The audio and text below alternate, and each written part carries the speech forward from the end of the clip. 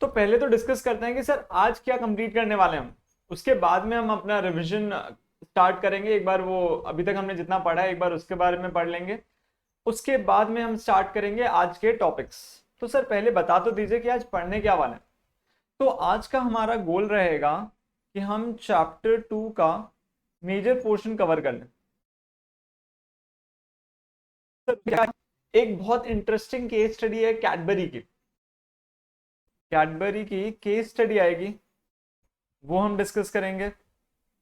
उसके बाद में टाटा टी की एक केस स्टडी हमने करनी है, वो डिस्कस करेंगे।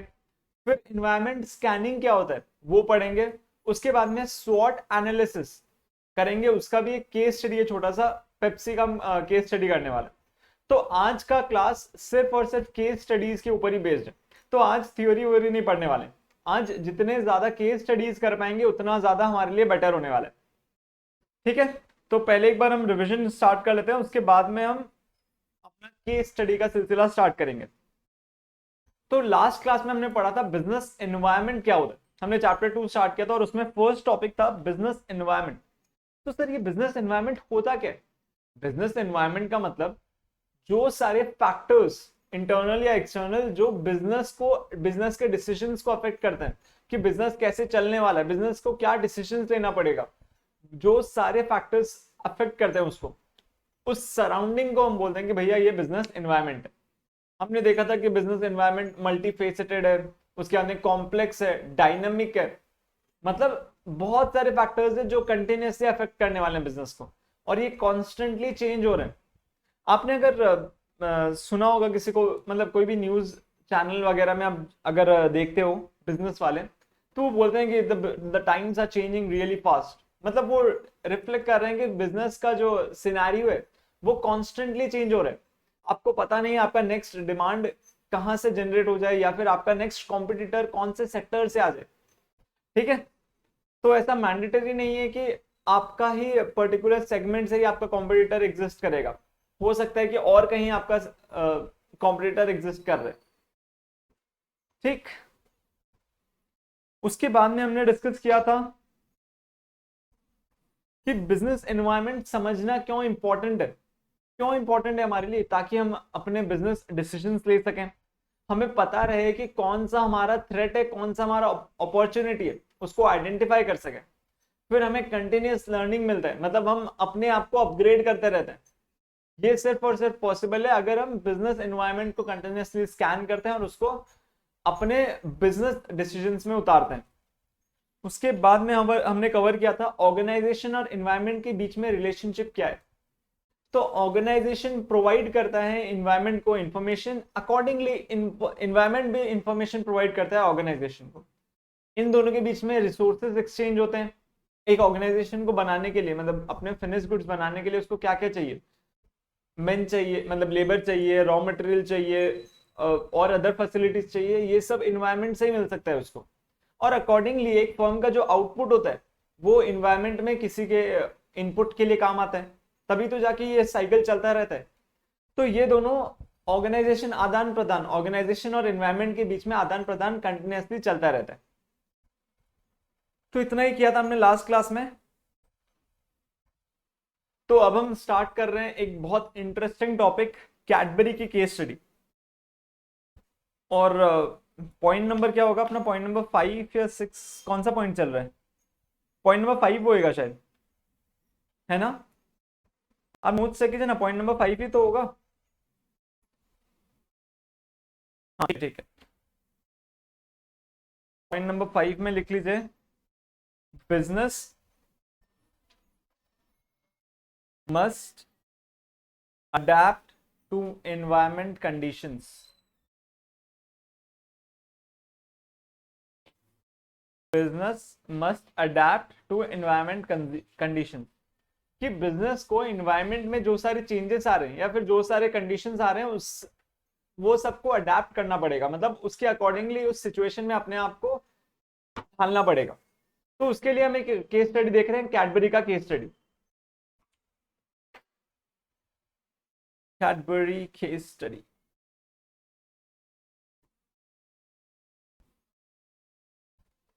तो ध्यान से सुनेगा कि कैडबरी ने कैसे अपने आप को अपने सिचुएशन में ढाला, मतलब कैसे उसने डिफिकल्टी को फेस किया और इनोवेट किया। एकदम ध्यान से सुनिएगा। तो बात तब की है दिवाली के जस्ट पहले, जब कैडबरी की एकदम पीक सेल आने वाली थी, उससे जस्ट पहले की बात है। तो क्या हुआ था, कैडबरी के बहुत सारे रिटेलर्स हैं, बहुत सारे जगह पे उसने अपना चेन्स खोल रखे हैं, ये सबको वो कैडबरी डिस्ट्रीब्यूट करता है ना। कोई वार्म लोकेशन में रहते हैं, कोई ठंडी जगह में रहते हैं, ऐसे हर जगह में कैडबरी डिस्ट्रीब्यूट करता है। अब ये बात है इंडिया की, यहाँ पे क्या हुआ था सुनिए। इंडिया में आपको पता है ऐसे जनरली टेम्परेचर हाई रहता है, मतलब सराउंडिंग का टेम्परेचर हाई रहता है ना, इंडिया एक ट्रॉपिकल कंट्री है। तो क्या हुआ था, कैडबरी के एक मतलब कुछ लोकेशंस के पैकेट में वॉर्म्स मिले थे, मतलब कीड़े मकोड़े मिले थे। कीड़े मकोड़े जनरली उस टाइम आ जाते हैं जब वो, मतलब कैडबरी आप रेफ्रिजरेटेड कंडीशंस में नहीं रखते हो, तब वहां पे लग सकते हैं ना कीड़े मकोड़े। तो कैडबरी के पैकेट्स में बहुत सारे जगह में, इंडिया के बहुत सारे लोकेशंस में ये कीड़े वॉर्म्स निकले थे उस कैडबरी के पैकेट से। तो फिर कस्टमर्स ने केस फाइल कर दिया। कस्टमर्स ने कस्टमर्स रिटेलर्स सबने मिलके केस फाइल कर दिया कैडबरी पे कि देखो भैया ये कैसी चॉकलेट बना रहे हैं, इसमें कीड़े मकोड़े निकल रहे हैं, आप खुशी खुशी इसको खा रहे हो, देखो इसमें कीड़े मकोड़े मिल रहे हैं, तो हमें पता नहीं है क्या बना रहे हैं ऐसा। तो उस समय में कैडबरी का जो गुडविल है ना, कैडबरी का गुडविल एकदम धड़ाम से गिर गया, उसका सेल्स एकदम मिनिमम हो गया। तो ये बड़े डरावनी बात हो गई थी कैडबरी के लिए, मतलब उसका इंडिया में रहना मुश्किल हो गया था। कैडबरी मतलब छी छी ऐसे कर लोग करना चालू कर दिए थे। तो कैडबरी ने देखा कि यार ये ऐसा इतना भयानक स्थिति आ गया, अब क्या करें, कैसे इसको ठीक करें। तो कैडबरी ने सारे चॉकलेट्स वापस मंगवाए और फिर उन्होंने एक कमिटी बैठाई, एक टीम अपने अपने ऑर्गेनाइजेशन में एक टीम बैठाई, 4-5 जन की टीम बैठाई। बोला कि आप फटाफट आइडेंटिफाई करके बताओ कि ये रीजन क्या हो रहा है, क्यों ऐसे हो रहा है, हमारा प्रोडक्ट इतना अच्छा हम बना रहे हैं, फिर ऐसा रीजन क्यों हो रहा है। तो उस 4-5 कमेटी की जो टीम थी उसने बोला कि देखिए आपके रीजन ये हैं।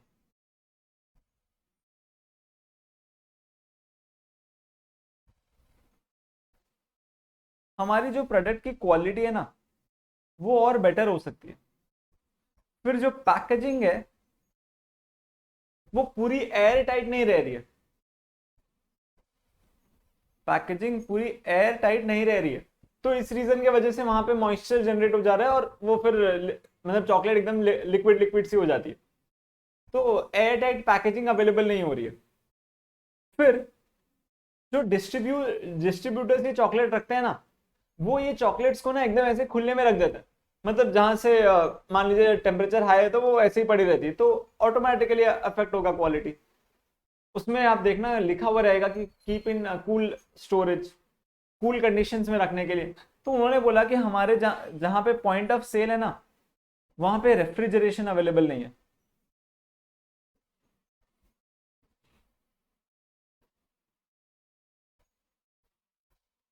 तो उन्होंने बोला ये सब कुछ मेजर रीजन है जिसके वजह से हमें लग रहा है कि भैया हमारे चॉकलेट के क्वालिटी, हमारा कंपनी का गुडविल, ये सारे स्टेक पे आ गए। ये कुछ रीजंस हमने आइडेंटिफाई किए। तो हाथों हाथ जब ऐसे सिचुएशंस आए, आपको हाथों हाथ एक डिसीजन लेके स्टार्ट करना पड़ेगा, क्योंकि कैडबरी एकदम इंडिया से बाहर होने वाली स्टेट में आ गई थी। इतने सारे केसेस उसके ऊपर रजिस्टर हो गए थे, उसके बाद में गवर्नमेंट ने उसके ऊपर एक्शन लेना स्टार्ट कर दिया था। गवर्नमेंट ने बोला अगर आपने क्वालिटी नहीं सुधारी तो आपको इंडिया को छोड़ के जाना पड़ेगा, इंडिया में हम ये खराब क्वालिटी वाले प्रोडक्ट्स नहीं बेचने दे सकते। उसके बाद में उन्होंने मेजर चेंजेस लाए जो आज तक आप देख रहे हो। आपने देखा है वो कैडबरी में वो गोल्ड फॉइल लगी रहती है, मतलब वो एल्यूमिनियम वाली फॉइल लगी हुई रहती है, उसको रैप खोल के आप खाते हो, जो आप कलेक्ट करते थे बचपन में। तो इस टाइम उन्होंने ये लाया, उन्होंने ये नई टेक्नोलॉजी लाई, फॉइल रैपिंग।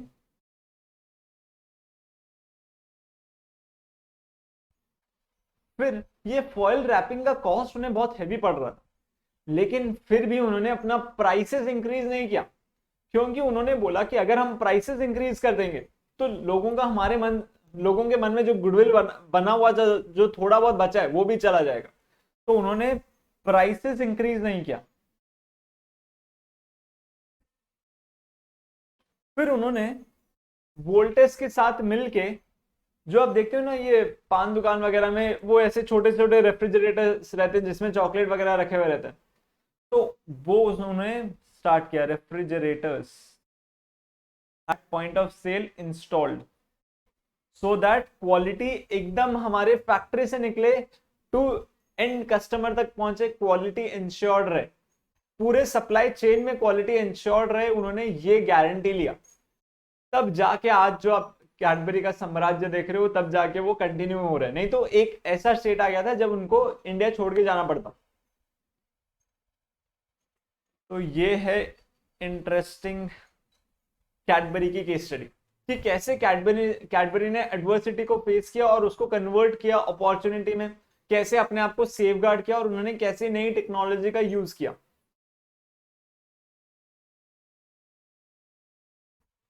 उसके बाद में उन्होंने और एक चीज भी किया था, एक चीज खाली छूट गई, उन्होंने मीडिया कवरेज भी करना स्टार्ट किया था, एड्स वगैरह रन करने स्टार्ट किए, टीवी में इंटरव्यूज वगैरह रन करवाए कि देखो भैया अब जो टेक्नोलॉजी हम ये ला रहे हैं इससे और क्वालिटी बेटर होगा, ताकि लोगों के मन में वापस ट्रस्ट जनरेट कर सकें। Media coverage recover for recovering trust of people.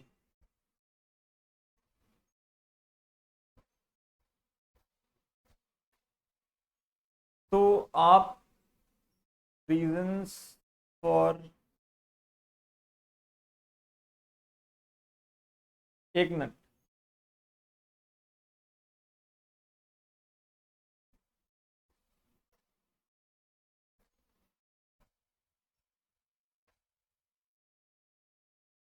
आप क्या कीजिए, वो हेडिंग आपने दिया हुआ है कैडबरी केस स्टडी, उसमें फर्स्ट पॉइंट लिख लीजिए reasons for downfall of Cadbury, उसमें ये 3-4 पॉइंट्स लिख लीजिए, उसके बाद में उसके नीचे मेजर्स लिख लीजिए या फिर मेजर्स टेकन बाय कैडबरी, उसके अंदर ये 4 पॉइंट्स लिख लीजिएगा।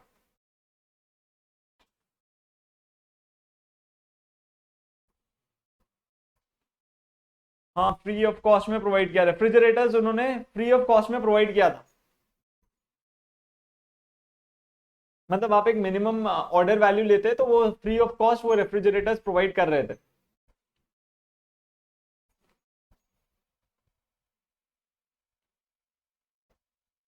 तो आप पहले नोट नोट कर लीजिए reasons for downfall of Cadbury, उसके नीचे क्या क्या मेजर्स उन्होंने लिए वो नोट कर लीजिए आप।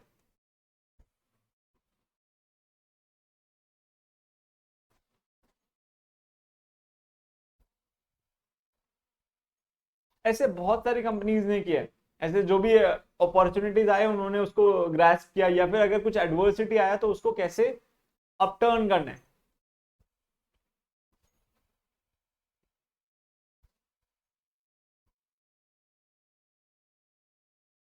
आप ये नोट कीजिए, फिर मुझे एक रेडबुल की बहुत इंटरेस्टिंग स्टोरी आपके साथ बतानी है, मोस्ट प्रोबेबली हो सकता है आपने कहीं सुनी होगी लेकिन फिर भी शेयर कर देते हैं। ये आपने नोट कर लिया है क्या?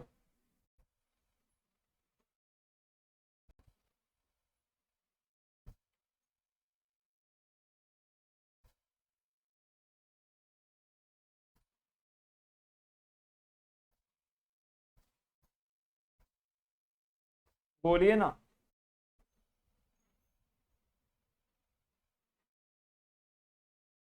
ठीक है, कीजिए कीजिए, नोट कीजिए।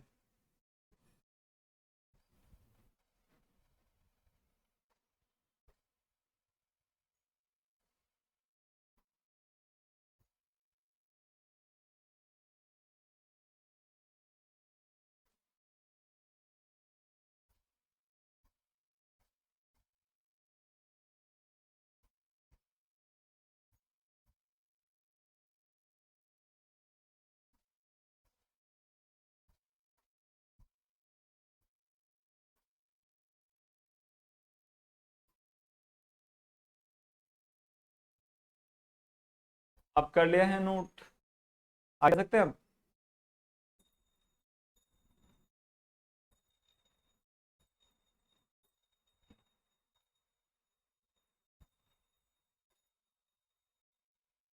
Yes yes, okay okay. तो वो रेडबुल की जो मैं आपको स्टोरी बता रहा था वो सुनिए, क्या हुआ था रेडबुल के साथ। तो एक्चुअल में जो रेडबुल के जो फाउंडर थे ना, जो रेडबुल का ऐड आता है ना, इट गिव्स यू विंग्स, वही वाला। तो एक्चुअल में ये जो रेडबुल के फाउंडर थे ना, ये यूएस से थे, ये एक्चुअली कहीं बाहर गए हुए थे, मतलब शायद थाईलैंड या ऐसे कोई कंट्री गए हुए थे। वहां पे उन्होंने किसी लोकल ने उनको ये ट्राई करने को दिया कि आप देखो यार, ट्राई करो, इससे हमें बहुत एनर्जी आती है, हम एक्टिव रहते हैं दिन भर। तो उनके फाउंडर ने वो ट्राई किया था और उनको पता चला यार ये बहुत इंटरेस्टिंग चीज़ है, और उन्होंने देखा कि यूएसए में ऐसी कुछ चीज़ अवेलेबल ही नहीं। तो उन्होंने क्या किया, उससे वो रेसिपी मंगवाई, बोले कि आप भैया हमें रेसिपी दीजिए, हम यूएस में ये प्रोडक्ट को सेल करना चाहते हैं। और इनिशियली उन्होंने फिर यूएस में ये प्रोडक्ट को बनाया और उन्होंने डिस्ट्रीब्यूशन चेन स्टार्ट कर ली। लेकिन क्या हुआ, इनिशियल ईयर्स में उनको सेल मिली नहीं, बहुत कम सेल होती थी। रेडबुल का जो सेल वॉल्यूम था वो बहुत कम था, लोगों को ये टेस्ट जम नहीं रहा था या लोगों को समझ में नहीं आ रहा था। आपको याद है हमने एक डेमोन्स्ट्रेशन इफेक्ट पढ़ा था इकोनॉमिक्स में, हमने डेमोन्स्ट्रेशन इफेक्ट पढ़ा था इकोनॉमिक्स में। तो देखिएगा अब रेडबुल के फाउंडर ने उसको कैसे यूज किया। तो रेडबुल के फाउंडर ने देखा कि लोग कुछ बहुत लोग यूज कर रहे हैं, उनको ठीक टेस्ट अच्छा लग रहा है, लेकिन वो इसको अडेप्ट नहीं कर पा रहे हैं, क्योंकि वो देख रहे हैं कि और बाकी सारे लोग कोक पी रहे हैं, पेप्सी पी रहे हैं, लेकिन ये कोई चीज पी नहीं रहे, इसीलिए लोग अडेप्ट नहीं कर रहे हैं। और इनका बहुत बड़ा मार्केटिंग बजट था नहीं कि वो हर जगह पोस्टर्स लगवा पाए, एड्स रन करवा पाए, क्योंकि छोटी मोटी कंपनी थी। तो उन्होंने बोला कि यार डेमोन्स्ट्रेशन इफेक्ट को काम पे लगाते।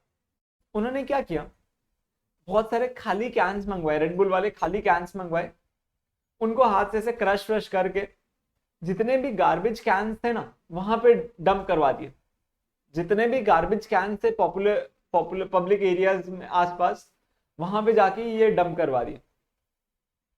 तो इससे फायदा ये हुआ, जब भी लोग आते जाते थे, जब भी अपना कैन फेंक रहे थे, मान लीजिए कोई कोका कोला पी के अपना कैन फेंक रहे, तो उसको दिख रहे इतने सारे रेडबुल के कैंस हैं। तो उसको लगता था कि यार इतने सारे लोग रेडबुल पी रहे हैं, कहीं मैं लीग से बाहर तो नहीं हो गया हूं, ऐसा क्या है उसमें जो इतने सारे लोग पी रहे हैं लेकिन मैं नहीं पी रहा हूं। तो उन्होंने देखा कि जब ये वाला उन्होंने मार्केटिंग गिमिक किया, उसके बाद में उनका sale within a month more than double. और उसके बाद में वर्ड ऑफ माउथ से फिर और मार्केटिंग चैनल्स के थ्रू उनका सेल आज कितना ह्यूज सेल करता है रेडबुल। शायद एक स्टैट्स था कि अप्रोक्सीमेटली जितने भी लोग हैं वर्ल्ड में, उतना नंबर ऑफ कैंस रेडबुल ने सेल किया हुआ है। तो हाईएस्ट सेलर है अब आजकल रेडबुल। और ये था उनका फर्स्ट मार्केटिंग गिमिक, उन्होंने ऐसे स्टार्ट किया था। उन्होंने देखा कि यार लोगों को डेमोन्स्ट्रेशन इफेक्ट चाहिए, लोगों को एक्सेप्ट करना है कि यार हम भी लीग में। तो उन्होंने ये गार्बेज कैंस में जाके गार्बेज में ये कैंस को डंप करवाया था। ये उनका फर्स्ट मार्केटिंग गिमिक था। अब तो उन्होंने एक स्पेस में भी शायद कुछ ऐड वगैरह किया था, फिर वो विंग्स वाला ऐड, तो अब तो वो और इवॉल्व हो रहा है ना। बहुत इंटरेस्टिंग चीज है ना। नहीं मैंने ट्राई नहीं किया है अभी तक। हाँ बैंड वैगन इफेक्ट एकदम वही। हाँ बहुत इंटरेस्टिंग स्ट्रैटेजी है, उन्होंने दिमाग लगाया है बहुत अच्छे से। तो डेमोन्स्ट्रेशन इफेक्ट आप देख सकते हो कितना इंपॉर्टेंट है। चलिए आ जाइए पॉइंट नंबर 5 में। पॉइंट नंबर 5 नहीं, point number 6, framework to understand environment influences. Framework to understand environment influences.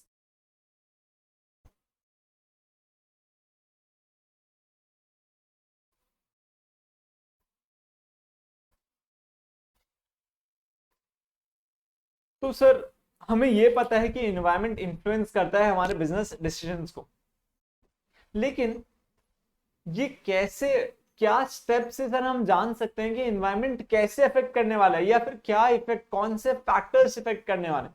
Environment में तो रोज कुछ ना कुछ चेंजेस आते हैं सर, तो कौन कौन से फैक्टर हमारे लिए रेलेवेंट है, उसके लिए उसको आइडेंटिफाई करने के क्या स्टेप्स है? तो ये बताते हैं फ्रेमवर्क, मतलब एक ऐसे स्टेप्स जिससे आप आइडेंटिफाई कर सकते हो कौन कौन से फैक्टर्स आपके बिजनेस को अफेक्ट कर रहे हैं। तो framework to understand environment influences कुछ इस तरह है। सबसे पहले तो आप जानिए अपने ऑर्गेनाइजेशन के एनवायरमेंट को। सबसे पहले तो आप एनवायरमेंट को जानिए कि एनवायरमेंट स्टैटिक है या फिर या डायनामिक है, मतलब थोड़ा थोड़ा चेंज होता है, ये एकदम धड़ाम से चेंज होता है। उसके बाद में एनवायरमेंट के जो फैक्टर्स अफेक्ट हो रहे हैं वो कॉम्प्लेक्स हैं या सिंपल फैक्टर्स हैं, मतलब आप तुरंत ट्रेस कर पा रहे हो या फिर ट्रेस करना ही बहुत डिफिकल्ट हो रहा है। तो पहले तो आप अपने एनवायरमेंट को समझिए। तो स्टेप 1 है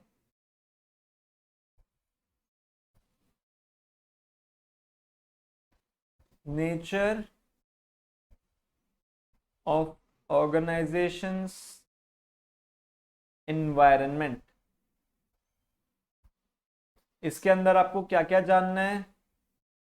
point number 1, whether environment is static,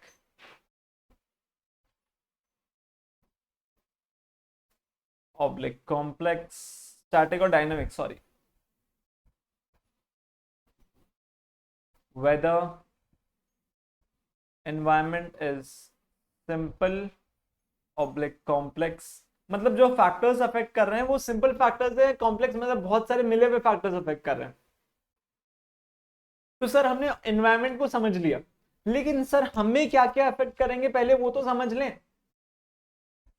environment को समझने के बाद में आप आइडेंटिफाई कीजिए उसमें से कौन कौन से स्टेप्स, कौन कौन से फैक्टर्स है जो आपको अफेक्ट करने वाले हैं। Auditing of environment influences, auditing of environment influences.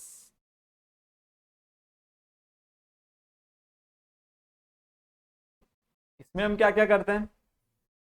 इसमें हम आइडेंटिफाई करते हैं कौन कौन से फैक्टर्स हमारे बिजनेस को इंपैक्ट कर सकते हैं। Identify the factors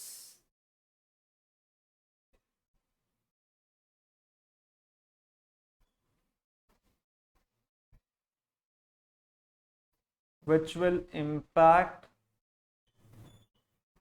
the organization's development।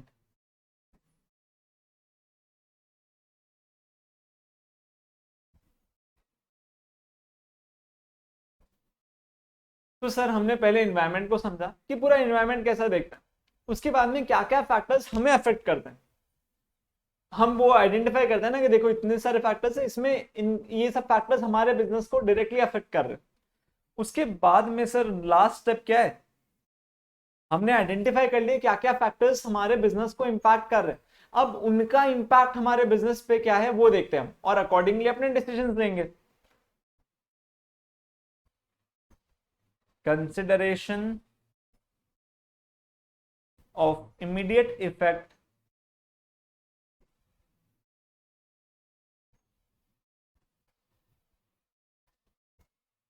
of the environmental influences।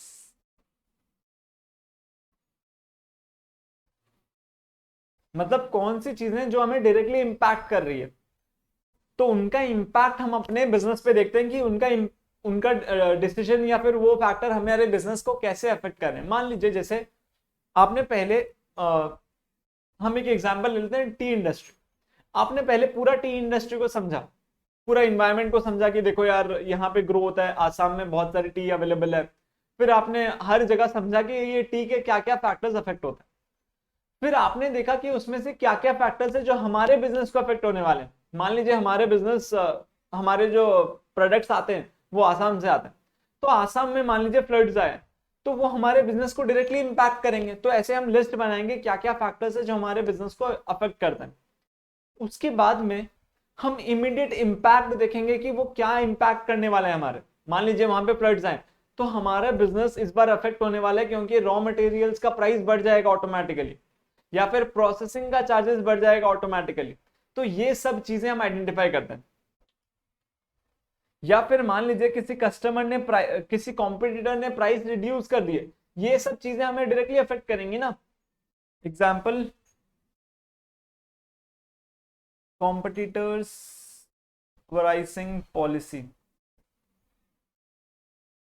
will directly affect our demand.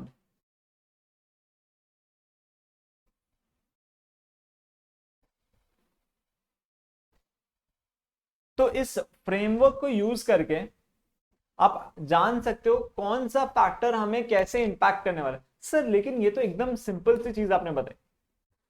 Sir जब भी हमें कुछ भी सोचना होता है हम पहले क्या करते हैं, पूरा इन्वायरमेंट को समझते हैं, उसके बाद में देखते हैं क्या क्या फैक्टर्स हमें अफेक्ट करेंगे, उसके बाद में जो फैक्टर्स हमें डायरेक्टली अफेक्ट करेंगे उसका इंपैक्ट हमारे बिजनेस पे क्या होगा, बस उतना ही तो आइडेंटिफाई करना है। तो उन्होंने भी यही 3 स्टेप्स बताया, बोला कि यही 3 स्टेप से आप अपना पता कर लेना क्या क्या फैक्टर्स आपको इंपैक्ट करने वाले हैं। ठीक है, तो सिंस मैंने आज बोला था कि आज हम ज्यादा थियोरी नहीं करेंगे, तो छोटी मोटी थियोरीज हमने की है। एक केस स्टडी हमने कंप्लीट किया है कैडबरी की केस स्टडी को, और एक केस स्टडी जो आपके सामने आ रही है वो है टाटा टी की case study, Tata T.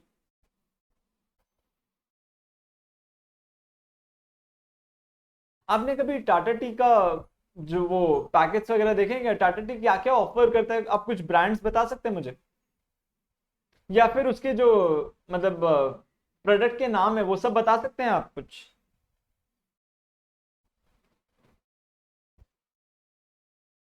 Red bull पता नहीं मुझे, शायद नहीं। टाटा टी अग्नि, टाटा टी प्रीमियम, और एक दो बता सकते हैं क्या।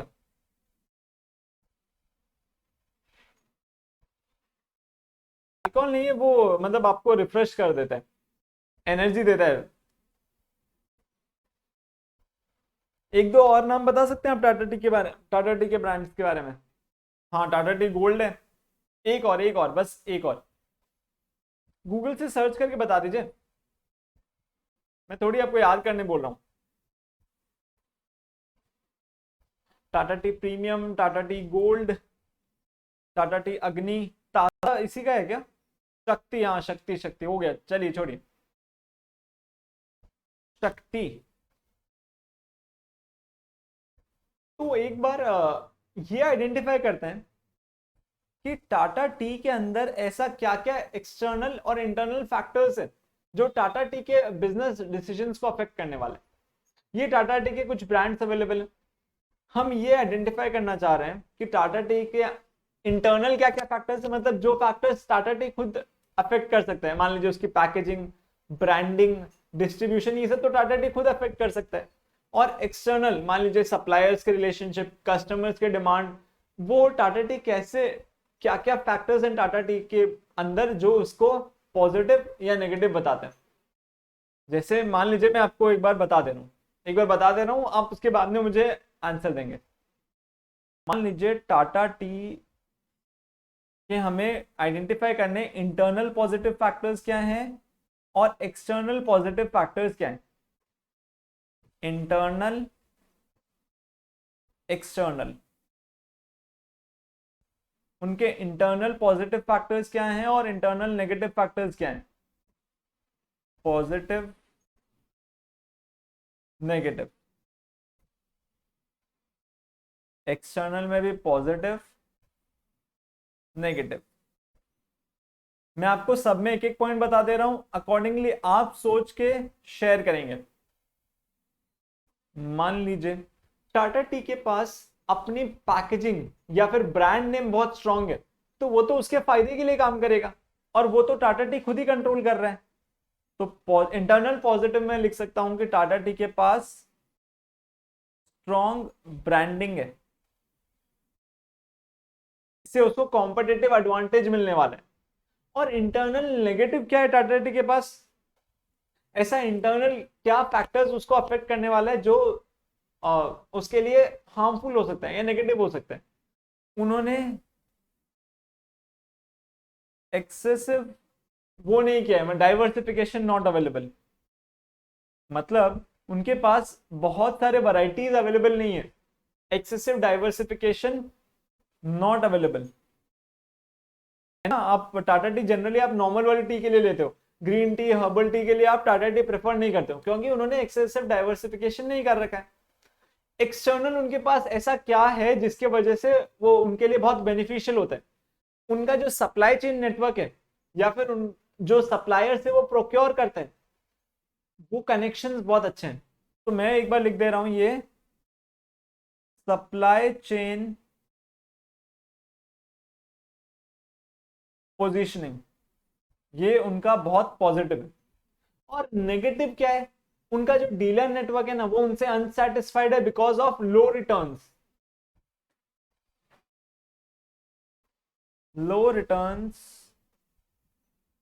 To dealers, dealer unsatisfied.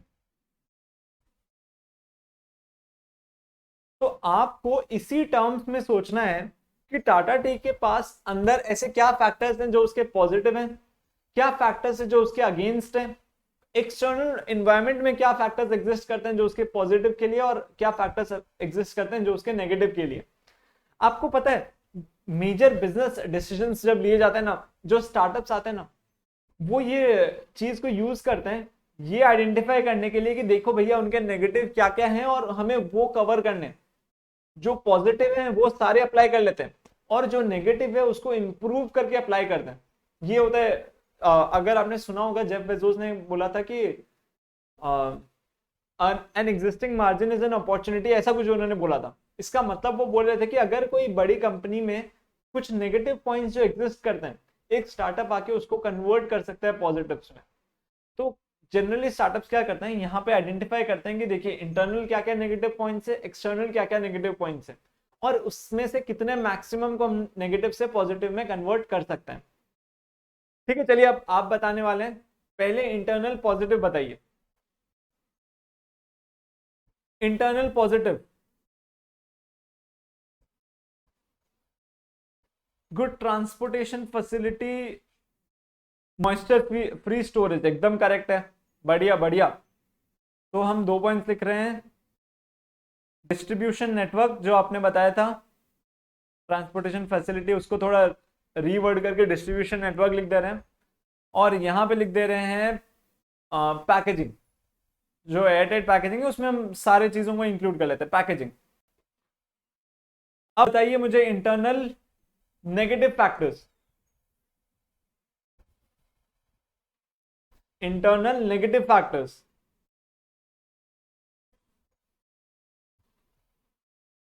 अच्छा आप ये नेगेटिव में बता रहे हो moisture free storages. Moisture free storages तो अच्छी बात होती है ना, उससे प्रोडक्ट खराब नहीं होता है।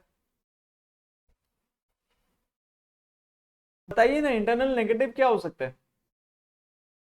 लैक ऑफ एडवर्टाइजमेंट, इनका एडवर्टाइजमेंट तो आता है ना यार, चलो उतना ब्रांडिंग नहीं किया हुआ है, ऐसे बोल देते हैं कि उन्होंने सफिशिएंट एडवर्टाइजिंग नहीं रीच किया है।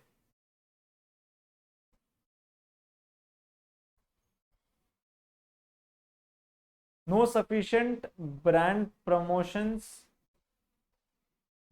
ठीक है। अब एक्सटर्नल पॉजिटिव क्या है? एक्सटर्नल एनवायरनमेंट, हाई रेट्स, हाँ ये वाला बोल सकते हैं। प्रीमियम प्राइसिंग, एक्सटर्नल ऐसा क्या पॉजिटिव उनके पास फैक्टर है जो अफेक्ट करता है उनके डिसीजन को? एक्सटर्नल पॉजिटिव है गुडविल, गुडविल हमने यहाँ पे ऑलरेडी मेंशन कर दिया। और कुछ दूसरा पॉइंट बताइए। Good contact with suppliers and customers, ये सप्लाई चेन पोजिशनिंग में कवर हो जाता है, लेकिन फिर भी और कुछ पॉइंट है क्या? ये सप्लाई चेन में कवर हो गया है गुड कॉन्टैक्ट वाला पॉइंट।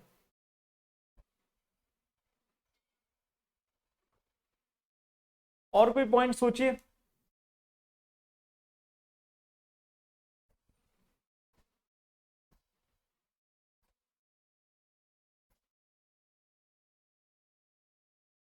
प्रोडक्ट के बारे में भी तो सोचिए। वो जो प्रोडक्ट में डील कर रहे हैं उनको ज्यादा लोगों को ये नहीं बताना पड़ रहा है कि ये प्रोडक्ट यूज कैसे करना है, कोई नया प्रोडक्ट नहीं है। It is already a staple drink of India, मतलब ये ऑलरेडी एक ड्रिंक है, आपको बस वो नीड को फुलफिल करना है, बस उतना ही करना है आपको। नया प्रोडक्ट ही नहीं लाना है आपको, इनोवेशन करना ही नहीं है उसमें। तो यहां पे it is a staple drink, thus demand is generated automatically।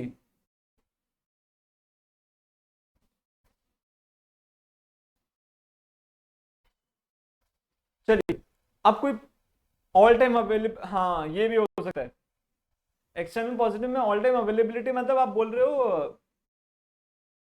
क्या चीज के बारे में? ऑल टाइम अवेलेबिलिटी मतलब कि हर टाइम डिमांड अवेलेबल रहता है, वैसा बोल रहे हो क्या? हाँ, demand through out the year. अब एक्सटर्नल नेगेटिव सोच के बताइए।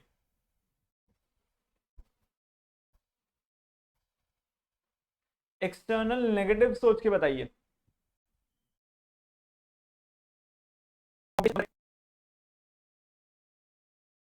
और सोचिएगा, आपको पता है ये जो टी के जो कल्टीवेशन होता है ना, वो बहुत इरेगुलर हो जाता है कभी कभी, बहुत ज्यादा इरेगुलर हो जाता है। मान लीजिए बहुत ज्यादा बारिश हो गई या फिर फ्लड्स आ गए, तो बहुत ज्यादा इरेगुलर हो जाता है, तो यील्ड कम हो सकता है। तो ये हो सकता है कि सप्लाई इफेक्ट हो जाए, मतलब इरिगेशन अफेक्टेड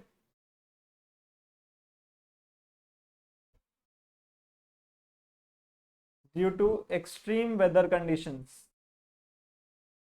तो कई बार ऐसे हो जाता है कि जो वेदर के कंडीशन है उसके वजह से सप्लाई ऑटोमेटिकली अफेक्ट हो जाता है। ठीक है, तो आप ये सारी चीजें नोट कर लेंगे अपने नोटबुक में। तो इसी तरह से स्टार्टअप्स अपना पोजीशनिंग करते हैं कि जो सारे नेगेटिव्स है एमएनसीज में, उसको हम फुलफिल करते हैं। तो वो देखिए, जैसे यहाँ पे एक पॉइंट है प्रीमियम प्राइसिंग। तो आप अगर नोटिस करोगे ऐसे कितने सारे टी के स्टार्टअप्स आ गए हैं जो इस प्राइसिंग को रिड्यूस करके मार्केट कैप्चर करने की कोशिश कर रहे हैं। फिर और एक चीज है, एक्सेसिव डाइवर्सिफिकेशन नहीं है। आप कितने सारे स्टार्टअप्स अभी रिसेंटली आ गए हैं जो कोशिश कर रहे हैं हम और नए नए डाइवर्सिफिकेशन, उसमें इनोवेशन ला के सेल करें। तो जहां जहां पे नेगेटिव पॉइंट्स एग्जिस्ट करेंगे, वहां वहां पे एक जन के लिए अपॉर्चुनिटी रहेगी। और एक चीज जैसे यहाँ पे देखिए, लो रिटर्न्स टू डीलर्स। अच्छा, ये एक्चुअल में इंटरनल नेगेटिव में आना चाहिए, फिर भी चलेगा। लो रिटर्न्स, तो लोग कोशिश करें कि हम डीलर्स को ज्यादा मार्जिन दें, सो दैट वो शिफ्ट हो जाए हमारे प्रोडक्ट में। तो आप ये चीजें को नोट कर लीजिए, टाटा टी के केस स्टडी को नोट कर लीजिए।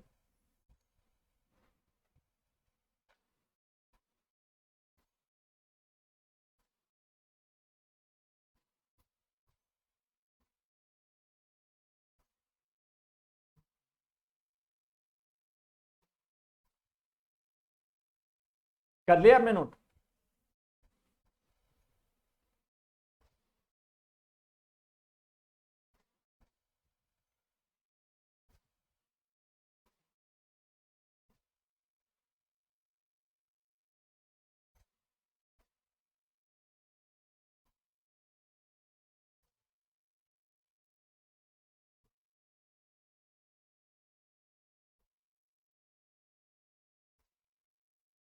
बोलिए ना, आपने नोट कर लिया है क्या?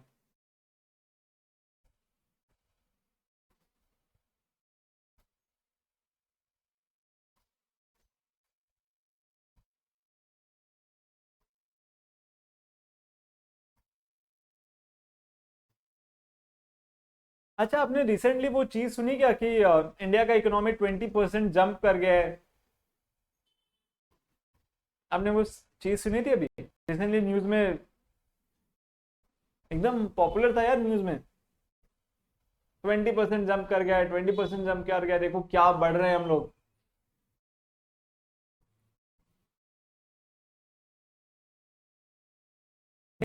हेलो यार आप लोग, चलिए वो अभी सुन लेते हैं फिर। आप लोग न्यूज से अपडेटेड नहीं रहते हो क्या? GDP jump of India, 2021।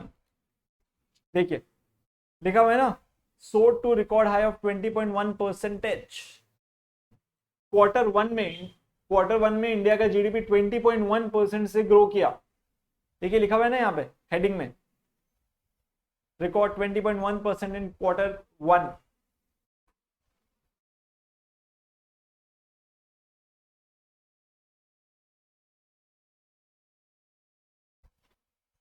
मतलब यार क्या सच जीडीपी लंबा छलांग मारा है? एक्चुअल में ऐसा है कि जो ये सिचुएशन हुआ था ना, कोविड वाला सिचुएशन, उसके वजह से एक्चुअल में जीडीपी बहुत गिर गया था और जीडीपी के एस्टिमेट्स बहुत खराब नंबर्स आ रहे थे। और जैसे ही एक बार रिवाइवल आया है, ये बस एक सडन पुश है। और मतलब जैसे अगर गिरेगा तो 100 का 20% मान लीजिए उसने वो गिरा तो 80 हो गया ना। और जब रिवाइवल होता है तो 80 का 20% बढ़ा है, मतलब अभी तक 96 से पहुंचा है, 100 अभी तक पहुंचा नहीं है। तो एक्चुअल में वो प्री कोविड वाले टाइम्स तक अभी तक हम वापस पहुंचे नहीं है। अभी तक हम प्री कोविड टाइम्स तक भी नहीं पहुंचे। ये जो बस पुश है, ये बेस इफेक्ट आपको दिख रहा है। अब अगर कोई बताए कि देखो यार 20% का इकोनॉमी तो बहुत बड़ी, बहुत लंबा खासा, बहुत बढ़िया चल रहा है, तो उसको बताइएगा कि भैया ये बेस इफेक्ट की वजह से आपको दिख रहा है। एक्चुअल में तो जो हम प्री कोविड टाइम्स वाला जो जीडीपी था वहां तक भी नहीं पहुंच पाए अभी तक। मतलब मान लीजिए आपको कोई 24 स्टेप्स पीछे धकेल दे और फिर पुल करके ले आए 20 स्टेप्स ऊपर, तो अभी भी आप 4 स्टेप पीछे हो ना। वही चीज हुआ है यहाँ पे। कर लिया क्या आपने नोट? आप आज कितना टाइम लगा रहे हो यार नोट करने में?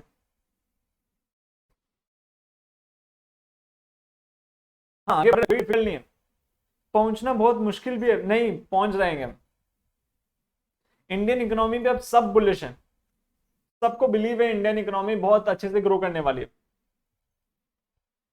और होप भी ऐसे ही करते हैं कि जब तक आप सीए बनो इंडियन इकोनॉमी एकदम बूम पे हो और मतलब एक्सपेंशन स्टेज पे ही हो, एक्सपेंशन स्टेज कंटिन्यू करता रहे, वो मेच्योरिटी वाला फेज आके वापस डाउनफॉल नहीं, मतलब वो एक्सपेंशन फेज कंटिन्यू करता रहे, पीक फेज कभी आए ही नहीं। यही होप करते रहेंगे हम लोग। ठीक है, चलिए। तो एक छोटा सा और टॉपिक है, वो आप साथ में बस नोट कर लीजिएगा, छोटा सा टॉपिक है, पर्पस ऑफ एनवायरमेंट एनालिसिस। कि एनवायरमेंट को समझना ही काय को है यार, एनवायरमेंट को एनालाइज क्यों करें? अभी जो आपने सर फ्रेमवर्क बताया ना 3 स्टेप्स में, ये करें ही क्यों, हमें क्यों चाहिए ये वाला? तो purpose of environment analysis, almost हमने जो टॉपिक पढ़ा था ना पॉइंट नंबर 2 या पॉइंट नंबर 3 में, कि एनवायरमेंट को समझना क्यों है, एकदम वैसा ही वैसा टॉपिक है। बस वो अलग से मेंशन किया गया है, तो मुझे लगा कि आपको अलग से दिखा देते हैं। क्यों समझना है sir? Understanding of current and potential, understanding of current and potential changes taking place। Sir इसीलिए तो एनवायरनमेंट को समझ रहे हैं, कि ताकि अभी जो चेंजेस हो रहे हैं और पोटेंशियल जो चेंजेस होने वाले हैं उनको समझ के हम जो थ्रेट है उसको कन्वर्ट कर सकें, या फिर अपने आप को बचाव कर सकें, या फिर जो अपॉर्चुनिटी है उसको ग्रास्प कर सकें। Current and potential changes in the environment. ठीक है sir, current and potential changes को समझ सकते हैं। Provides input for strategic decision making. आप यही इनपुट्स को लोगे और अकॉर्डिंगली अपना डिसीजन लोगे कि भैया आप हमें नेक्स्ट स्टेप क्या करना है। Providing inputs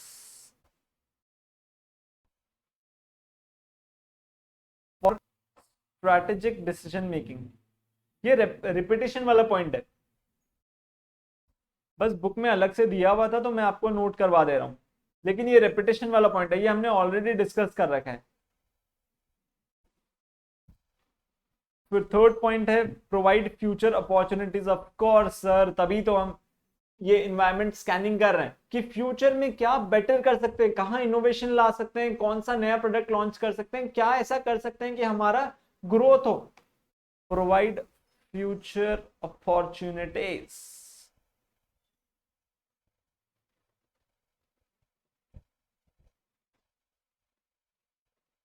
understanding of current and potential changes. तो ये हमने ऑलरेडी डिस्कस कर रखा है, वही वाली चीज वापस रिपीट हो रही है।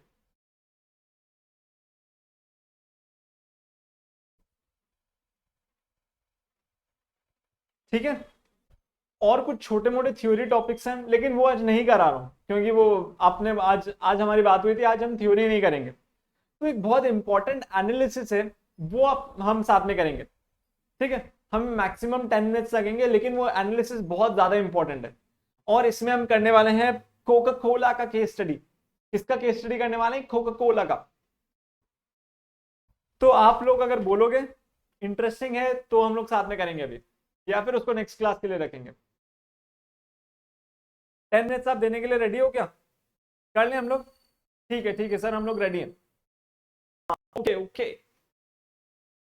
तो ये जो एनालिसिस हम करने वाले हैं, इसका नाम है बहुत पॉपुलर एनालिसिस, स्वॉट एनालिसिस। स्वॉट एनालिसिस बहुत पॉपुलर एनालिसिस है, हर जगह यूज होता है, बहुत सारी जगह ये स्वॉट एनालिसिस यूज किया जाता है। ये हमें समझने में हेल्प करता है कि बिजनेस में स्ट्रेंथ क्या है, वीकनेस क्या है, अपॉर्चुनिटी क्या है, थ्रेट क्या है। स्वॉट का एक बार साथ साथ में बोलेंगे। स्वॉट, स्वॉट का मतलब एस मतलब स्ट्रेंथ, डब्ल्यू मतलब वीकनेस, ओ मतलब अपॉर्चुनिटी एंड टी मतलब थ्रेट। ठीक है, ये होता है स्वॉट। सर ये स्वॉट एनालिसिस पहले है क्या, वो बताइए। एक कंपनी या फिर एक बिजनेस जब एग्जिस्ट करता है, इंटरनल उसके कुछ स्ट्रेंथ होते हैं, इंटरनल कुछ वीकनेसेस होते हैं, फिर इन्वायरमेंट उसको कुछ अपॉर्चुनिटीज प्रोवाइड करती है, इन्वायरमेंट उसको कुछ थ्रेट्स भी प्रोवाइड करती है। तो हम क्या करते हैं, एक ऐसा टेबल बनाते हैं सो दैट हम समझ पाए, एक जगह पे देख सकें कि भैया बिजनेस के अपॉर्चुनिटीज क्या हैं, उसके स्ट्रेंथ्स क्या हैं, बिजनेस के वीकनेस क्या है, और इन्वायरमेंट ने उसके सामने क्या क्या थ्रेट्स रख रखे हैं। तो हम क्या करते हैं, कुछ इस तरह से बनाते हैं। यहां पे हम लिखते हैं स्ट्रेंथ, यहां पे लिखते हैं वीकनेस, यहां पे हो गया अपॉर्चुनिटी, यहां पे हो गया थ्रेट्स। स्ट्रेंथ और वीकनेस ये दोनों इंटरनल होते हैं, अपॉर्चुनिटी और थ्रेट ये एनवायरनमेंट में एग्जिस्ट करते हैं, तो ये दोनों एक्सटर्नल होते हैं। अभी आप कुछ नहीं लिखेंगे, बस ध्यान से सुनेंगे, तभी जाके हम वो कोका कोला, मैं आपको कोका कोला के बारे में कुछ नहीं बताने वाला हूं, मैं आपको उसकी वेबसाइट दिखाऊंगा, आपको वहां से डेटा पिक करना है और हम यहाँ पे उसको एंटर करने वाले हैं। तो सर समझाइए पहले कि स्ट्रेंथ क्या है, वीकनेस क्या है, अपॉर्चुनिटी क्या है, थ्रेट क्या है। स्वॉट एनालिसिस आप बता रहे हैं ना, तो बताइए सर। स्ट्रेंथ मतलब एक ऑर्गेनाइजेशन के अंदर ऐसे क्या स्पेशल पॉइंट्स है जो उसको कॉम्पिटिटिव एडवांटेज देती है, जो उसके कॉम्पिटिटर्स के पास नहीं है, या फिर उसके पास ऐसा कुछ स्पेशल पावर है जिसके वजह से वो फर्म खड़ा है मार्केट में, उसको हम बोलते हैं स्ट्रेंथ। वीकनेस मतलब कुछ ऐसी बुराइयां या फिर कुछ ऐसे शॉर्टफॉल्स जो एक ऑर्गेनाइजेशन में एग्जिस्ट करते हैं, जिसके वजह से वो ऑर्गेनाइजेशन एकदम टॉप पे नहीं पहुंच पा रहे, मतलब ऐसे कुछ शॉर्टफॉल्स जो एक ऑर्गेनाइजेशन में एग्जिस्ट करती हैं। अपॉर्चुनिटी मतलब पूरे इन्वायरमेंट में, सारे उस इंडस्ट्री में सारे फर्म्स के पास ऐसी क्या अपॉर्चुनिटी अवेलेबल है जो वो ग्रास्प कर सकते हैं। मान लीजिए कि अभी पूरे इन्वायरमेंट में सबकी सेल बढ़ रही है, मतलब लोग ज्यादा ज्यादा उस प्रोडक्ट को डिमांड कर रहे हैं, वो अपॉर्चुनिटी है। थ्रेट्स मतलब इन्वायरमेंट में ऐसे क्या चीजें हैं जो सारे इंडस्ट्री का एग्जिस्टेंस के लिए थ्रेट बनी हुई है। मान लीजिए आपका जो प्रोडक्ट है वो हेल्दी नहीं है, लोग शिफ्ट कर रहे हैं दूसरे प्रोडक्ट की तरफ, तो वो सारे थ्रेट्स में जाते हैं। ठीक है, तो ये है स्ट्रेंथ, वीकनेस, अपॉर्चुनिटी, थ्रेट। तो पहले हम स्ट्रेंथ, वीकनेस, अपॉर्चुनिटी, थ्रेट का डेफिनेशन लिख लेंगे, उसके बाद में कोका कोला की मैं आपको वेबसाइट दिखाऊंगा, आप वहां से अपने लिए पॉइंट्स पिक करेंगे और यहां पे लिखेंगे। ठीक है, तो पहले आप लिख लीजिए कि स्ट्रेंथ का मतलब क्या होता है। स्ट्रेंथ, इनहेरेंट कैपेसिटी, इनहेरेंट मतलब internal, inherent capacity of organization, organization के अंदर ऐसा क्या एग्जिस्ट कर रहा है जिसके वजह से उसको कॉम्पिटिटिव एडवांटेज मिलता है, टू गेन कॉम्पिटिटिव एडवांटेज, ये होता है स्ट्रेंथ। इसका एग्जांपल मान लीजिए रिसर्च एंड डेवलपमेंट है उसके पास, हमारा स्ट्रॉन्ग डिस्ट्रीब्यूशन नेटवर्क है, ये सब इंटरनल है, मतलब हमारे फॉर्म का ही है ना सर। हाईलाइट कर लीजिएगा, इनहेरेंट कैपेसिटी मतलब इंटरनल। फिर सर वीकनेस, इनहेरेंट लिमिटेशंस, मतलब हमारे ऑर्गेनाइजेशन के अंदर ऐसे क्या शॉर्टफॉल्स एग्जिस्ट करते हैं, inherent limitations which create a strategic disadvantage, ऐसे ऑर्गेनाइजेशन के अंदर क्या चीजें हमारे लिए अफेक्ट कर रही हैं, विच क्रिएट अ स्ट्रैटेजिक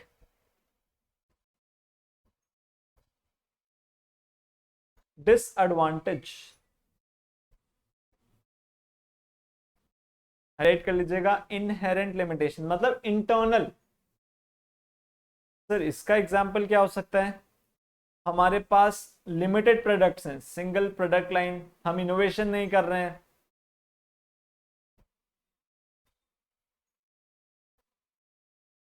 मतलब हम R&D नहीं कर रहे हैं, ये सब कुछ कर ही नहीं रहे हैं। फिर हमारे पास जो ह्यूमन रिसोर्सेस हैं वो लिमिटेड है, HR मतलब ह्यूमन रिसोर्सेस, मतलब जो एम्प्लॉइज काम करते हैं वो ज्यादा ट्रेंड नहीं है या फिर बहुत कम लोग काम करते हैं। उसके बाद में आता है अपॉर्चुनिटी, अपॉर्चुनिटी मतलब एक्सटर्नल एनवायरनमेंट में ऐसा क्या एग्जिस्ट कर रहा है जो पूरे इंडस्ट्री को फायदा पहुंचाने वाला है, मतलब favourable conditions in environment, favourable conditions in environment which helps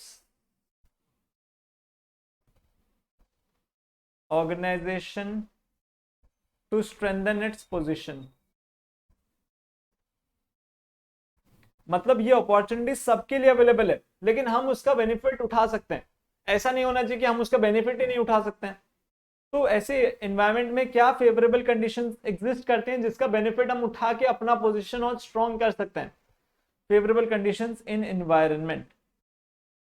example मान लीजिए कि demand for industries product rising, मतलब पूरे इंडस्ट्री के प्रोडक्ट का डिमांड इंक्रीज हो रहा है।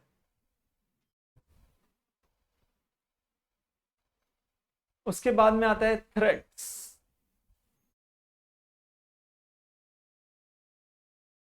थ्रेट्स का मतलब इन्वायरमेंट में ऐसे अनफेवरेबल कंडीशंस क्या एग्जिस्ट कर रहे हैं जिससे हमें खतरा है, जिससे हमें बचना है या अपने आप को बचाना है। अनफेवरेबल कंडीशंस इन एनवायरनमेंट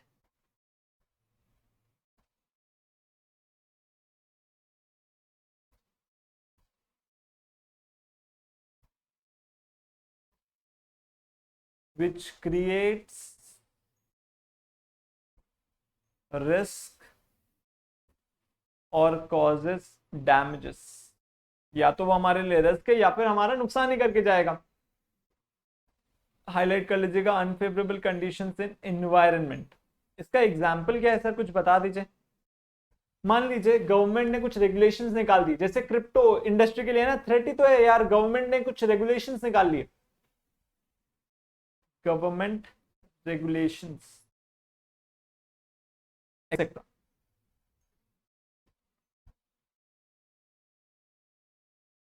तो ये आपने नोट कर लिया है ना साथ साथ में,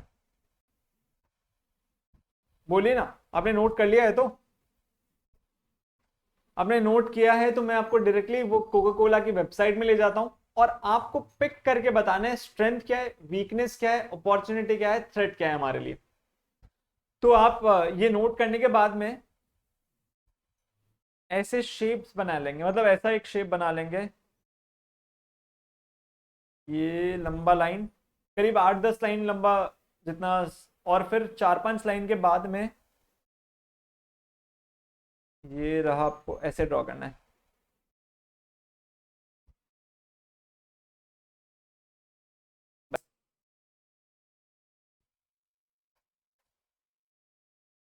यहाँ पे लिख लीजिए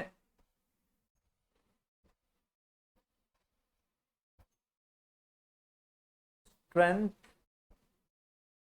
यहाँ पे वीकनेस। यहाँ पे सबके अंदर आपको चार चार पॉइंट्स ढूंढने हैं, अपॉर्चुनिटी और यहाँ पे थ्रेट। सबके अंदर आपको चार चार पॉइंट्स ढूंढने हैं। तो चलिए आपको ले चलते हैं कोका कोला की वेबसाइट पे। Okay, Coca Cola, Coca Cola.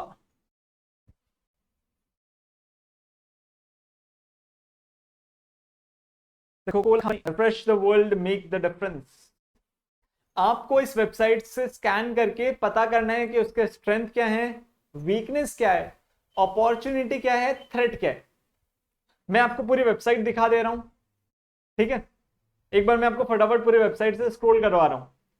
आप अकॉर्डिंगली पिक कर, आप अपने मन में सब पिक करके रख लीजिएगा। स्ट्रेंथ ये है, वीकनेस ये है, अपॉर्चुनिटी ये, थ्रेट ये है। और आप फिर जब हम डिस्कस करेंगे आप एक एक करके बताएंगे। जैसे मैं आपको एक एक एग्जांपल दे देता हूं। देखिए यहाँ पे उन्होंने क्या लिख रखा है, हमने क्या किया है, racial equity in the US. मतलब हमने सारे लोगों को हायर किया तो उनके पास ह्यूमन रिसोर्स की अवेलेबिलिटी सफिशिएंट है, तो वो उसकी स्ट्रेंथ बनेगी। तो ऐसे आपको समझना है। हमने कोरोना वायरस के अगेंस्ट में फाइट करने के लिए हेल्प किया है, तो उससे उसका ब्रांड इमेज बढ़ेगा, तो वो भी उसका स्ट्रेंथ है। फिर देखिए हमने ब्रांड्स बनाए नए नए। हमने देखिए वो पावर एज बनाए हैं, फेयर लाइफ, ऐसे बहुत सारे ब्रांड्स बनाए, जैसे ये रहा अपने ब्रांड्स। तो हमारा जो ब्रांड नेटवर्क है वो भी बहुत स्ट्रांग है। देखिए उन्होंने सॉफ्ट ड्रिंक्स में है, वाटर्स एंड हाइड्रेशन में है, जूसेस वगैरह में भी लोगों का डिमांड आने लग गया है, क्योंकि लोग ऑल्टरनेटिव शिफ्ट कर रहे हैं हेल्दी पैकेजिंग में, ये मतलब हेल्दी ड्रिंक्स में। तो उन्होंने उस जगह में भी देखिए मिनट मेड उसी का है, innocent, simply, fair life, ADS. ये सब पता नहीं, इंडिया में नहीं मिलता है। इंडिया में सिर्फ मिनट मेड मिलता है, ये सिंपली वगैरह नहीं मिलता है। फिर इनका कॉफीज भी देखिए, कोस्टा कॉफी इन्हीं का है, फिर वो बैरिस्टा, जॉर्जिया कॉफी, सब इन्हीं का है। देखिए इनका कितना स्ट्रॉन्ग डीलर नेटवर्क है, कितना स्ट्रॉन्ग ब्रांड प्रेजेंस है कितने सारे कंट्रीज में। कोका कोला है, स्प्राइट है, फैंटा है, Minute Maid, Smart Water, Dasani, Innocent, Simply, Georgia Coffee, Honest Tea, Fuze Tea, Costa Coffee, Fairlife, Powerade, Ciel. भाई कितने सारे ब्रांड्स हैं। Schweppes, Vitamin Water, Gold Peak Tea, Aquarius. ठीक है यार, बहुत सारे ब्रांड्स हैं इसके। पीस टी, कितने सारे ब्रांड्स मेंटेन कर रखे हैं इन्होंने। फिर और देखिए सस्टेनेबल बिजनेस के बारे में भी उन्होंने बताया। सस्टेनेबल मतलब हम फ्यूचर तक कंटिन्यू कर सकते हैं इसको, आर प्लैनेट मैटर्स। तो वो देखिए आपको पता है बीच में पेट बॉटल्स के ऊपर बहुत ये आ रहा था कि यार पेट बॉटल्स जब ये लोग यूज करते हैं कितना इन्वायरमेंट पोल्यूशन होता है। तो उन्होंने सस्टेनेबल पैकेजिंग स्टार्ट किया। देखिए देखिए वो बोल रहा है कि हम बॉटल्स कलेक्ट करते हैं, उसको रिसाइकल करते हैं और उस रिसाइकल उसमें सेल करते हैं। जितना हम वाटर यूज कर रहे हैं उतना हम रिटर्न कर दे रहे हैं इन्वायरमेंट में वापस। कार्बन रिड्यूस करने के लिए उन्होंने सोलर पावर प्लांट सेटअप किया। देखिए वाटरशिप, सस्टेनेबल एग्रीकल्चर भी उन्होंने चालू कर दिया है। प्रोडक्ट क्वालिटी एंड सेफ्टी भी मेंटेन करते हैं। क्लाइमेट सोल्यूशंस भी उन्होंने देखा है कि जिसके वजह से हमारे एक्टिविटीज क्लाइमेट को अफेक्ट नहीं करें। तो और क्या है चीजें इसके बारे में देखते हैं, और क्या देखने को मिल रहा है।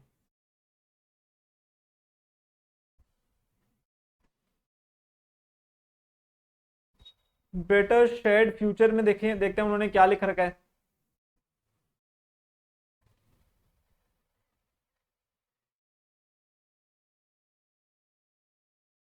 उन्होंने 13.5 मिलियन लोगों को safe drinking water, sanitation, hygiene सिखाया 2010 से। वुमेन को 100 कंट्रीज में 6 मिलियन प्लस वुमेन को इनेबल किया। वाओ। अपॉर्चुनिटीज प्रोवाइड किया है, कम्युनिटीज को सपोर्ट कर रहे हैं, जो कोविड वाला बात उन्होंने रखा था। सोशियो इकोनॉमिक अपॉर्चुनिटीज क्रिएट किया है। ठीक है, ह्यूमन राइट्स के लिए फाइट कर रहे हैं, देखिए। फिर कोका कोला फाउंडेशन बना रखा है उन्होंने। डाइवर्सिटी भी है, मतलब उन्होंने हर सोसाइटी से, हर क्रीड से लोगों को हायर किया। कोका कोला फाउंडेशन ने 1.2 बिलियन डॉलर्स का डोनेशन दिया सिंस 1984।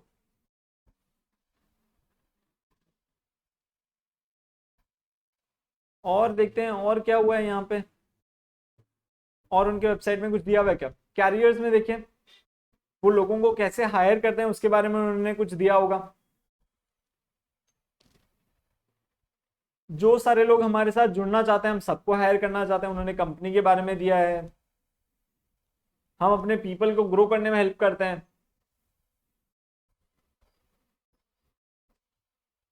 ठीक है, इनकी लीडरशिप भी देखना चाहेंगे, कौन इनके लीडरशिप को मेंटेन कर रखा है, देखते हैं।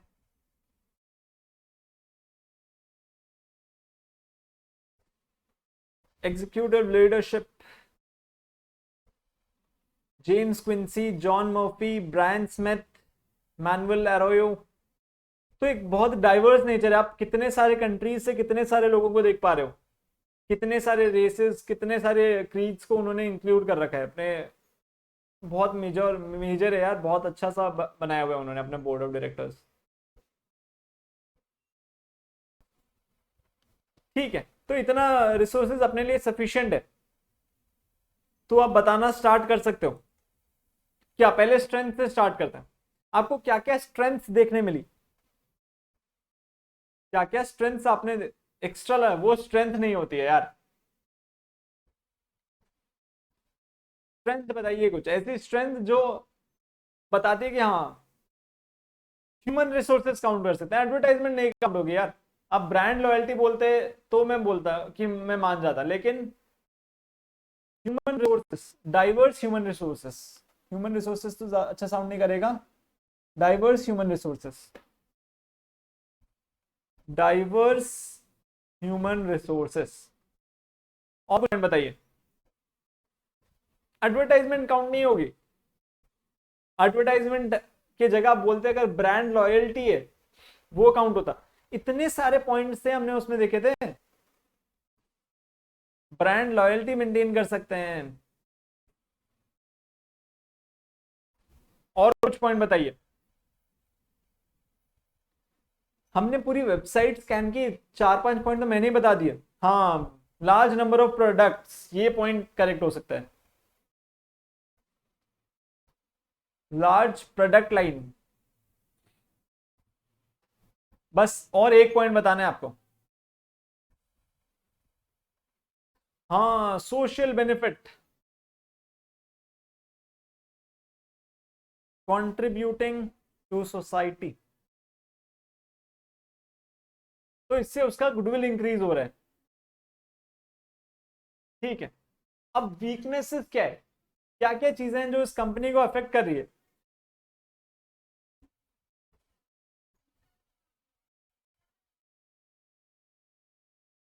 चलिए, वो हो गया, स्ट्रेंथ कंप्लीट हो गया। वीकनेस बताइए अब। भी काउंट होगी स्ट्रेंथ में। इन्वेस्ट फ्रेंडली, हाँ ये भी स्ट्रेंथ में काउंट होता। लेकिन अब वीकनेस चाहिए मुझे। अगर आपने नोटिस किया होगा, जो उनका ये वाला सेगमेंट है ना, कोका मतलब ये सॉफ्ट ड्रिंक्स वाला, वो बहुत स्ट्रांग है। लेकिन जो हेल्दी ड्रिंक्स लोग खोज रहे हैं, वहां पे उनके बहुत पॉपुलर ब्रांड्स अवेलेबल नहीं है। मिनट मेड उतना बड़ा पॉपुलर ब्रांड नहीं है आज कंपेयर टू अदर ब्रांड्स जो अवेलेबल हैं। वो एक उनका वीकनेस है। Fails to add products in the healthy drink segment.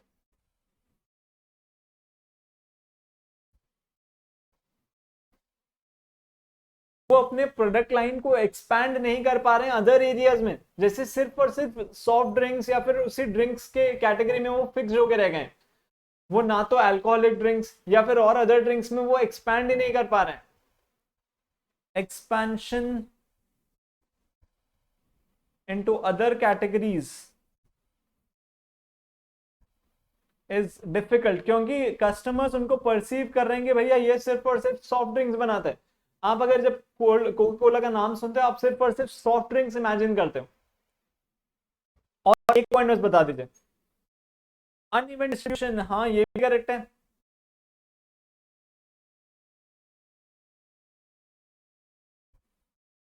इनका जो डिस्ट्रीब्यूशन नेटवर्क है कहीं बहुत ज्यादा कॉन्सेंट्रेटेड है, कहीं बहुत अनइवन हो जाता है। ठीक है, चलिए अब अपॉर्चुनिटी के बारे में बताना स्टार्ट कीजिए। इन्वायरमेंट में क्या अपॉर्चुनिटी एग्जिस्ट कर रहा है, ये आपको मन से सोचना पड़ेगा। इनका करंट सिचुएशन सोच के आपको सोचना पड़ेगा इन्वायरमेंट में ऐसी क्या चीजें एग्जिस्ट कर रही है जो इनके बेनिफिट के लिए आने वाली है।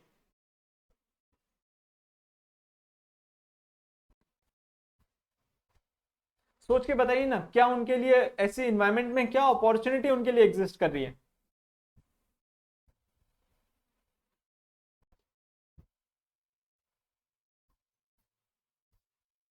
क्या इनके पास बहुत ज्यादा कंपटीशन फेस करना पड़ता है क्या इनको, क्या बहुत ज्यादा कंपटीशन फेस करना पड़ता है इनको? नहीं, तो ये भी तो एक अपॉर्चुनिटी है ना इनका। फ्यू कॉम्पिटिटर्स, और जनरली मार्केट ट्रेंड कैसा बढ़ रहा है, मार्केट ट्रेंड ग्रो कर रहा है, ग्रोइंग मार्केट साइज। और क्या अपॉर्चुनिटी का बेनिफिट ले सकते हैं ये, एक कोई एक आप सोच के बताइए, क्या अपॉर्चुनिटी का बेनिफिट वो ले सकते हैं। एनवायरमेंट में ऐसी क्या चीजें एग्जिस्ट कर रही है जिसकी वजह से कोका कोला कंपनी को बेनिफिट मिलेगा। Market size, market size grow कर रहा है। और एक कुछ बताइए ना सोच के, कोई बढ़िया सा पॉइंट बताइए कि दिल खुश हो जाए, कि मजा ही आ जाए जैसे।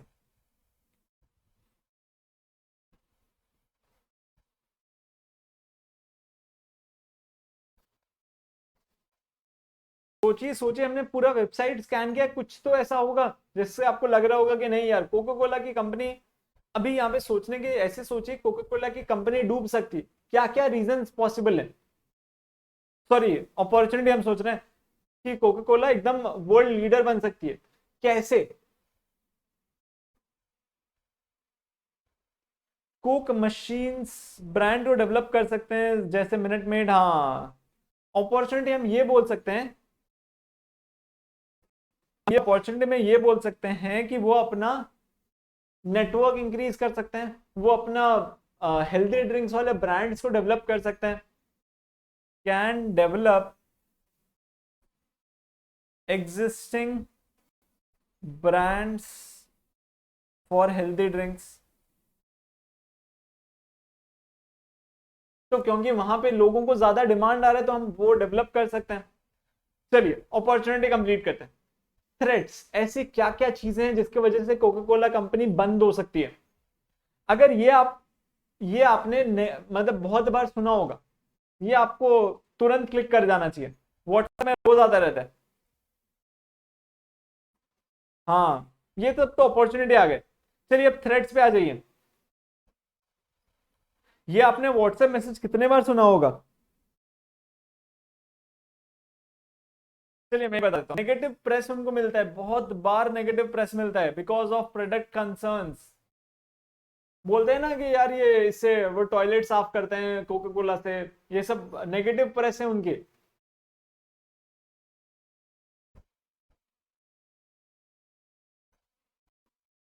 और आप कुछ एकदम बढ़िया सा सोच के बताइए कि कोका कोला कंपनी क्यों बंद हो सकती है। हाँ, ये बहुत अच्छा आंसर है, change of consumers attitude. Consumer अब हेल्दी ड्रिंक्स खोज रहे हैं, टू हेल्दी ड्रिंक्स। और एक बस एक लास्ट पॉइंट बता दीजिए कि दिल खुश हो जाए, मजा आ जाए, कि हाँ मुझे लगे कि हाँ आप पूरा आइडेंटिफाई कर पा रहे हो अगर आप स्वॉट एनालिसिस कर सकते हो मतलब आप समझ लेना आप मतलब बिजनेस में बहुत अच्छे डिसीजन मेकिंग कर पाओगे। सोच के बताइए, बहुत इंपॉर्टेंट।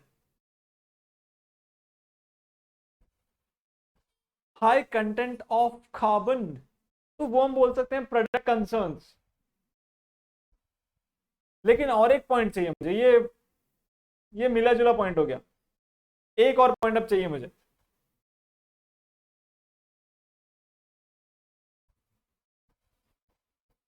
एक और बहुत बढ़िया सा पॉइंट बताइए ना।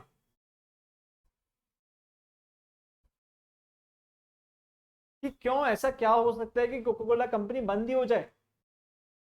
मैंने आपको सस्टेनेबल पैकेजिंग के बारे में बताया तो सही, लेकिन आपने अगर परफेक्ट कंपटीशन, हाँ हाँ नहीं नहीं, अभी हमने अपॉर्चुनिटी में लिखा ना कि कंपटीशन ही अवेलेबल नहीं है, फ्यू कॉम्पिटिटर्स हैं।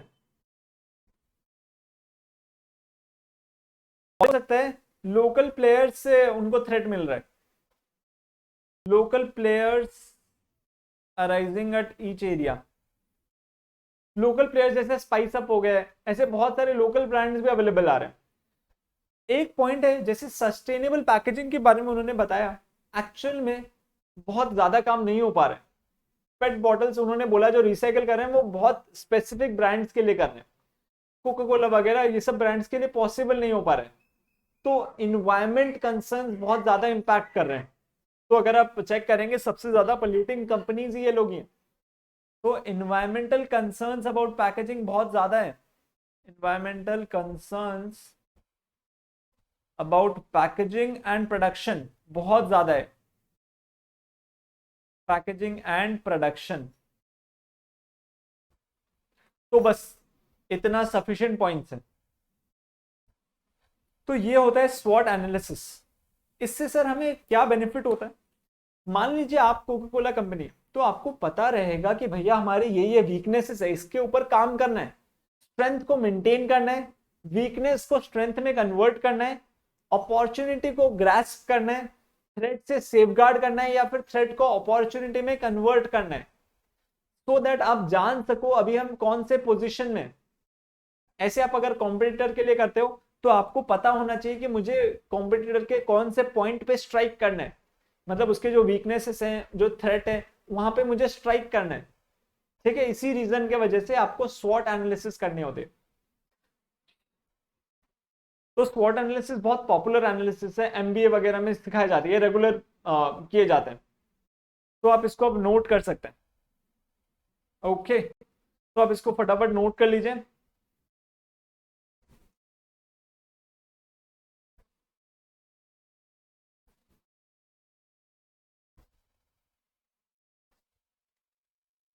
और इसके साथ हमारी क्लास यहीं पे एंड होगी। आपने नोट कर लिया है क्या।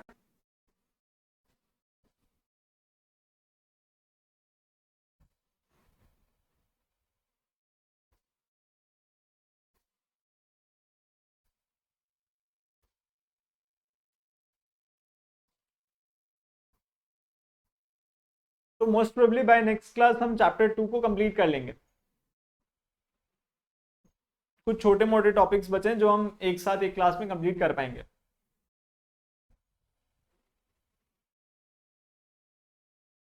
कर लिया आपने note. Done done done, okay. ये वाले सारे पॉइंट्स भी आपने नोट कर लिए हैं ना।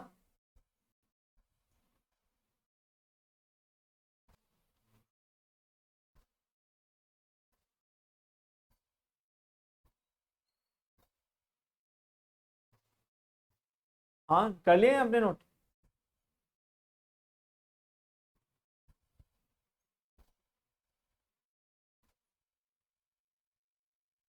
ठीक है, तो चलिए फिर आज की क्लास यहीं पे एंड करते हैं। थैंक यू सो मच कि आपने इतने अच्छे से पार्टिसिपेट किया। Thank you so much. Have a wonderful day. Thank you.